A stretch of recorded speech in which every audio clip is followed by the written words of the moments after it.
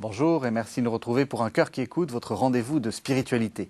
Aujourd'hui, je vous propose un joli thème, le thème de la connaissance de soi. Et on va en parler avec le père Philippe de Mour. Bonjour. Bonjour. Alors, vous êtes prêtre du diocèse de Périgueux et Sarlat. Oui. Et vous avez été pilote de chasse pendant 10 ans, et même pilote opérationnel et commandant d'escadrille. Donc, je pense que la connaissance de soi, enfin de vous, vous connaissez bien. Alors, pour commencer notre émission, traditionnellement, on lit un texte. Quel texte avez-vous choisi ? Alors j'ai choisi un texte de Madeleine Delbrel, d'abord parce qu'elle est née en Dordogne, Oui. puis deuxièmement parce que je l'aime beaucoup. Donc il s'appelle « Nous autres gens des rues ». Il y a des lieux où souffle l'esprit, mais il y a un esprit qui souffle en tout lieu. Il y a des gens que Dieu prend et met à part. Il y en a d'autres qu'il laisse dans la masse, qu'il ne retire pas du monde. Ce sont des gens qui font un travail ordinaire, qui ont un foyer ordinaire ou sont des célibataires ordinaires. Des gens qui ont des maladies ordinaires, des deuils ordinaires, des gens qui ont une maison ordinaire, des vêtements ordinaires. Ce sont les gens de la vie ordinaire, les gens que l'on rencontre dans n'importe quelle rue. Ils aiment leur porte qui s'ouvre sur la rue, comme leurs frères invisibles au monde aiment la porte qui s'est refermée définitivement sur eux. Nous autres, gens de la rue, croyons de toutes nos forces que cette rue, que ce monde où Dieu nous a mis est pour nous le lieu de notre sainteté. Nous croyons que rien de nécessaire ne nous y manque, car si ce nécessaire nous manquait, Dieu nous l'aurait déjà donné. Nous autres gens de la rue sommes bien sûrs que nous pouvons aimer Dieu autant qu'il a envie d'être aimé de nous. Nous ne pensons pas que l'amour soit chose brillante, mais chose consumante. Nous pensons que faire de toutes petites choses pour Dieu nous le fait autant aimer que de faire de grandes actions. D'ailleurs, nous pensons être fort mal informés sur la taille de nos actes. Nous ne savons que deux choses. La première, que tout ce que nous faisons ne peut être que petit. La seconde, c'est que tout ce que Dieu fait est grand. Cela nous rend tranquilles devant l'action. Bien au contraire, il nous paraît que l'action parfaitement accomplie là où elle est réclamée de nous, nous greffe sur toute l'Église, nous diffuse dans tout son corps, nous fait disponible en elle. Nos pas marchent dans une rue, mais notre cœur bat dans le monde entier. C'est pourquoi nos petits actes, dans lesquels nous ne savons distinguer entre action et prière, unissent aussi parfaitement l'amour de Dieu et l'amour de nos frères. Et je rajoute une toute petite phrase d'un texte dont je ne sais pas l'auteur, il est attribué à de multiples auteurs. « Aime-moi tel que tu es, dit Dieu, si tu attends d'être un ange pour m'aimer, tu risques de ne m'aimer jamais. » Voilà. Alors, c'est un texte qui parle de gens ordinaires. Vous n'êtes pas un prêtre ordinaire, puisque vous avez commencé pilote de chasse.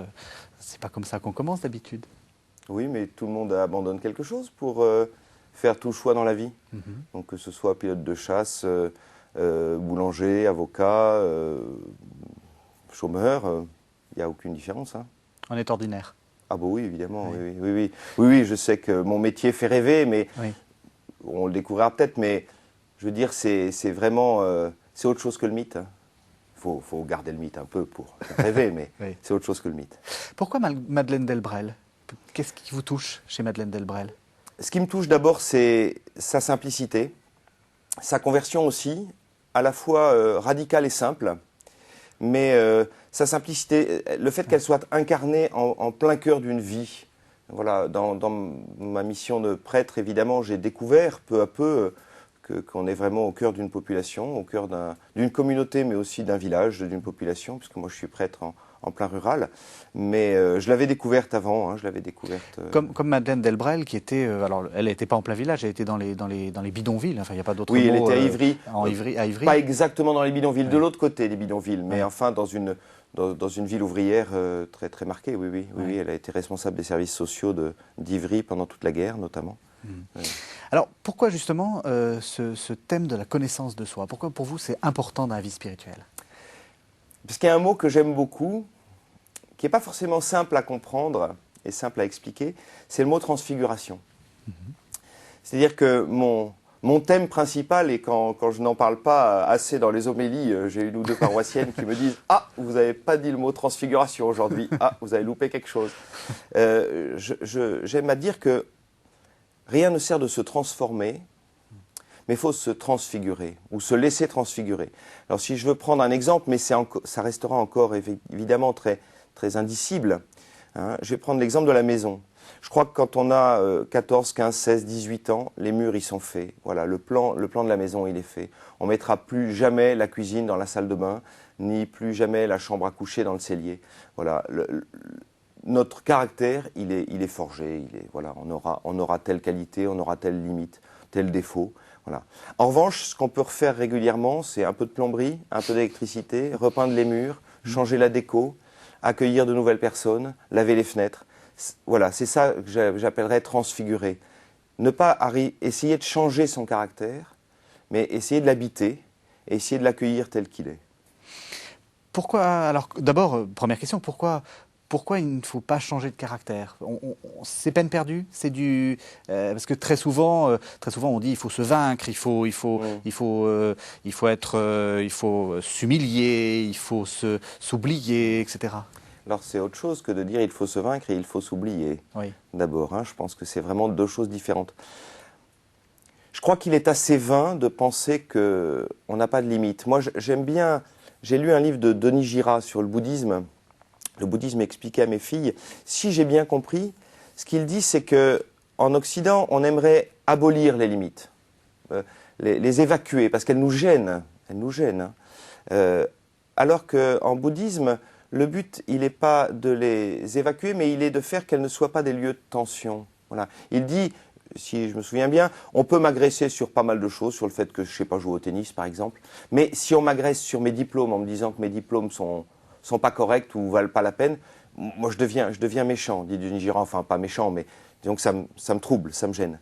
Et que dans le bouddhisme, voilà, c'est apaiser les passions. Je dirais que dans le christianisme, c'est pas ça, mais c'est quand même prendre conscience qu'effectivement, ces limites, on les a, et qu'il faut qu'elles ne deviennent plus des lieux où on va se fracasser contre elles, mais on va essayer, alors c'est pareil, c'est encore un peu indicible, mais transformer ce mur qui m'empêche de rencontrer mon voisin par une petite haie taillée, voilà, à travers laquelle je vais rencontrer mon voisin. Voilà. Et que je crois que plutôt que d'éviter de changer ce qui est mal en nous, plutôt regarder tout ce qu'on peut faire de bien, même à travers ces limites-là.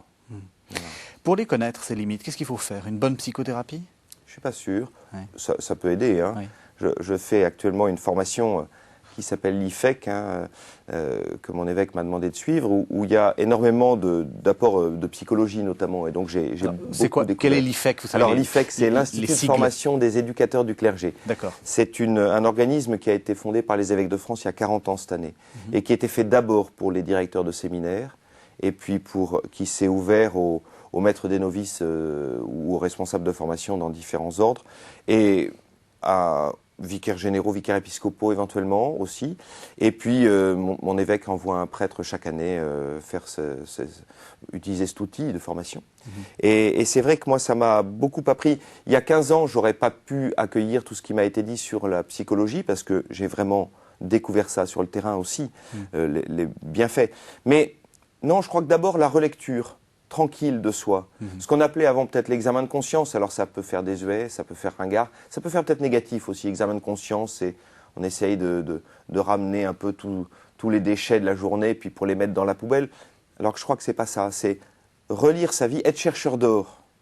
C'est-à-dire pouvoir trouver en tamisant sa journée. Comme un vrai chercheur d'or, il n'attend pas que les pépites passent. Il tamise, et puis peu à peu, il y a des petites poussières qui sortent. Il voit apparaître ces petites poussières d'or qu'il va agréger avec du mercure, si j'ai bien compris, pour en faire des pépites. Je crois que le chrétien, il doit faire pareil. Relire sa vie chaque jour en se disant, tiens, où est-ce que le Seigneur est passé là? Où est passé le souffle de la brise légère d'Élie à l'Horeb? Où est-ce que c'est passé ça? Et puis là où j'ai mal tamisé, là où j'ai laissé passer de l'impureté aussi. Je pense que par cette relecture, alors régulière, et puis ensuite, personnellement, moi je prends une semaine par an dans un monastère bénédictin ou cistercien pour faire, j'allais dire, la grande relecture ou prendre ce temps où vraiment voir que ma vie, même si elle me semble avoir des courbes, eh bien, il y a quand même un chemin directeur et que le Seigneur m'invite à quelque chose. Ça nécessite le silence personnel et communautaire. Il n'y a pas des moments où on se décourage et on se dit mais ça j'y arriverai jamais quoi. Enfin je suis comme ça et là c'est fichu. Je ne vais pas trahir le secret de la confession, parce que j'y ai pas droit. Oui, ou la vôtre, vous pouvez. Non, je vais vous parler demande de la pas mienne, de trahir bien sûr. votre. Non, mais je dirais que entendre, et moi le premier, donc je vais dire, je refais toujours les mêmes péchés, voilà. Mais alors là, je crois que bon, bien sûr, on peut se décourager, parce que encore une fois, notre volonté est faillible, notre volonté est limitée. On a la fatigue des jours, on a le fait qu'on se heurte à... Mais je pense que le Seigneur, il agit aussi comme une perceuse. C'est-à-dire qu'on revient toujours au même point, mais peu à peu, quand même, le mur est transpercé. Et peu à peu, quand même, le Seigneur finit par passer. Il y a quand même une usure du péché qui vient. Et puis, peu à peu aussi, même si on se décourage, ça nous permet d'aller plus profond, peut-être de sortir du symptôme pour aller à la cause. Hein, à la cause. Il y a des symptômes qui semblent tellement gros, tellement terribles. Et puis finalement, il n'y a qu'une toute petite chose à changer. Si on regarde Charles de Foucault, qu'est-ce qu'il a changé dans sa vie? Très peu de choses finalement. Alors qu'on voit l'avant et l'après. Hein. Eh bien, il a simplement changé sa quête, orienté différemment son regard. Il cherchait dans tous les coins le bonheur, l'amour, un but à sa vie. Il ne le trouvait pas dans la fête, et il le dit lui-même, à chaque fois que je les organisais, ça me dégoûtait. Et puis il a découvert le silence, la pauvreté de ces musulmans dans le désert qui accueillaient leur sort et qui étaient en paix. Et il a changé juste son regard. Et ça a changé toute sa vie. Et je pense que pourtant, il avait passé du temps et du temps. Mais il a fallu qu'à un moment donné, je crois, tout simplement, tout tranquillement, ce travail de fond, il aille jusqu'au fond. Voilà. Passer du symptôme à la réalité de ce qui a changé. Et ça, je crois qu'il faut du temps, tout simplement. Mais Charles de Foucault, c'était un militaire comme vous. Est-ce que justement, c'est pas renoncer à mener sa vie comme on mène un bataillon? Est-ce que c'est pas essayer aussi de renoncer à une sorte de volontarisme spirituel, volontarisme? Voilà. Alors, de la même façon, je dirais que le volontarisme est mener sa vie comme on mène un bataillon, d'accord, oui. Ouais. Ça, je crois qu'effectivement, c'est accepter que le Seigneur vienne y rentrer. Mais je crois que plus on le laisse justement dans le silence et plus on prend ce silence pour relire sa vie, plus on découvre que c'est dans le murmure de la brise légère que le Seigneur agit. Et que si on ne l'a pas, la peau se dessèche. Ouais. Ou la peau brûle. Ouais. Voilà. Si on n'accueille pas ce murmure. Et là, je crois que c'est là où on découvre qu'on ne mène pas sa vie comme un bataillon. Mais pour autant, je pense que le Seigneur, il nous donne plein et entier contrôle sur notre vie. Il ne nous demande pas d'abandonner, de gérer notre vie, ni de gérer peut-être la vie des autres. Il y a Madeleine Delbrel avec des gens ordinaires, mais il y a des grands patrons, des grands capitaines, des grands... tout ce que vous voulez, qui vont suivre le Christ partout. On peut le suivre, on peut peler des patates pour la gloire de Dieu, comme disait Sainte Thérèse au fond de son Carmel, ou on peut être patron d'une grande entreprise, et on en connaît, qui vont manager des hommes et qui vont manager aussi probablement pas mal leur vie, et qui vont être vraiment des chercheurs de Dieu et des découvreurs de Dieu. Oui. C'est paradoxal que vous disiez ça, parce que justement, vous prenez l'exemple de Charles de Foucault, ou le vôtre, vous n'êtes pas devenu général. Non. Charles de Foucault n'est pas devenu maréchal. Ça veut dire qu'il y a une sorte d'abandon quand même. Oui, et pourtant, c'est vraiment pas l'abandon qui a été le plus difficile. D'abord parce que, mine de rien, curé, on a du pouvoir, plus qu'un commandant d'escadrille. Oui. Finalement, reste à savoir si on le mène bien. Hein, oui, voilà. Hein, on a du pouvoir dans le sens où on est écouté, où on est quand même entendu, même par les non-chrétiens. Moi, je suis dans des villages, hein, je veux dire, 1% de pratique en Dordogne, donc c'est ridicule, on est loin de la moyenne nationale, c'est vraiment pauvre. Mais j'ai eu des exemples, notamment on a eu la messe télévisée dans la paroisse, tout le monde la suivait. Et là, j'ai annoncé mon départ à un maire qui, pas vraiment pratiquant, que j'aime beaucoup, avec qui je suis très ami, et Pierre m'a dit, mais tu ne te rends pas compte, ça va nous manquer, parce qu'il est probable qu'il n'y aura pas de prêtre résident là où je suis aujourd'hui, il n'y en aura plus, tu ne te rends pas compte de l'impact que ça a. Donc, l'abandon d'un pouvoir, en l'occurrence, je ne l'ai pas tant vécu que ça. Hein. Mais voilà, je crois que c'est une histoire d'amour avec le Seigneur. on l'accueille, hein, voilà, je ne vais pas faire ni de fausse modestie, ni de vrai renoncement. Je veux dire, voilà, on tombe amoureux de Dieu, à un moment donné, il frappe à la porte, il frappe à la porte, il frappe à la porte. Un jour, on finit par dire, ben voilà, hein, j'y vais, et puis advienne que pourra, et puis on se lance. Hein. Tout à l'heure, quand vous avez parlé du péché, vous avez parlé d'une sorte de perceuse. Oui. Donc, c'est une métaphore qui est assez douloureuse. La perceuse, ça rentre. Est-ce que ce mécanisme de transfiguration, c'est un mécanisme douloureux? Est-ce qu'il faut craindre d'avoir mal? Je ne suis pas sûr. Parce que d'abord... Parce que c'est comme la fraise du dentiste, vous voyez. Parce qu'on peut l'aborder sous deux angles. Pour l'instant, on l'a abordé sous l'angle du mal, du péché, des limites. Oui. Mais abordons-le sous l'angle du bien. Allons-y. Voilà. Chaque année, pendant un temps fort de retraite, de profession de foi pour les 6e, on fait la profession de foi en 6e, donc on fait 3 temps forts dans l'année. Au 3e temps fort, je demande aux jeunes, maintenant, vous allez écrire, vous allez prendre 5-10 minutes, et vous allez écrire votre qualité principale.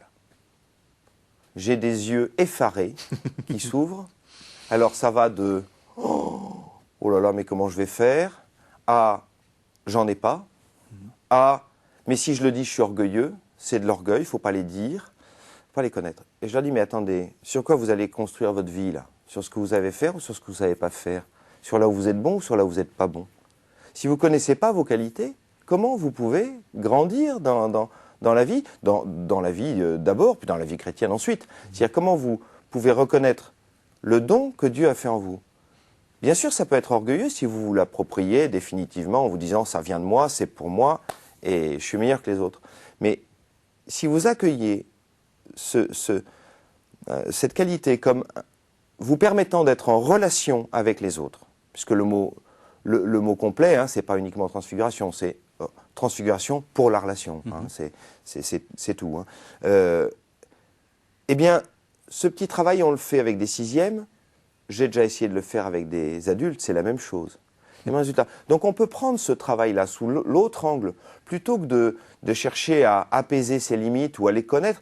Connaître ses limites, c'est pas forcément douloureux. Hein. Je crois que c'est réaliste, mais c'est pas forcément douloureux.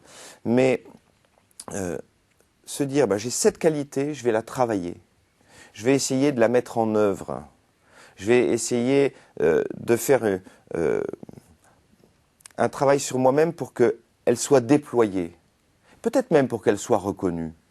Il y en a qu'il faudra garder peut-être dans le silence, qu'elle passe discrètement. Puis il y en a peut-être il faudra peut-être qu'elle soit reconnue parce que le monde en a besoin. Voilà. Donc là, je crois que ce n'est pas forcément un travail douloureux. Au contraire, c'est plutôt un travail assez gratifiant, me semble-t-il. Ouais. Enfin, j'espère. Alors, vous avez pris l'exemple de la transfiguration. Oui. Et la transfiguration, on se rappelle de la scène. On voit Jésus qui, tout d'un coup, change d'apparence. Alors, c'est lui, mais ce n'est pas lui. Concrètement, dans une vie, une fois qu'on a connu, enfin, qu'on se connaît, qu'on a cette connaissance de soi, comment ça se traduit, cette transfiguration? Alors, je ne mettrai pas des étapes. Oui. Je ne dirais pas, une fois qu'on a la connaissance de soi, on peut être transfiguré. Je dirais que c'est un phénomène continu. Oui. Hein, je dirais qu'on est comme une passoire dont on élargit les trous. Et c'est la lumière qui passe. Vous voyez, on est comme une passoire, mais au lieu que ce soit des trous assez fins pour que l'eau des nouilles passe, mais pas les nouilles, faut grossir les trous. Et plus on se connaît, plus les trous grossissent, et plus la lumière de Dieu, naturellement, puisque Dieu est en nous déjà. Donc, se connaître, peu à peu, c'est déjà se laisser transfigurer par le Seigneur. Donc, en fait, ce n'est pas un processus qui va par étapes. Je crois que c'est un processus continu, et puis qui prend le temps qu'il faut. Le temps de Dieu n'est pas notre temps. Voilà, le Seigneur, il a le temps. La création n'est pas achevée, puisque ni vous ni moi ne sommes finis d'être créés. Donc, il n'y a pas d'étape. Je ne suis pas sûr qu'on puisse même mener ce processus. Oui. On ne peut pas le dominer. Ce serait même, je veux dire, de l'anti-transfiguration de le dominer. Pierre, Jacques et Jean qui sont là.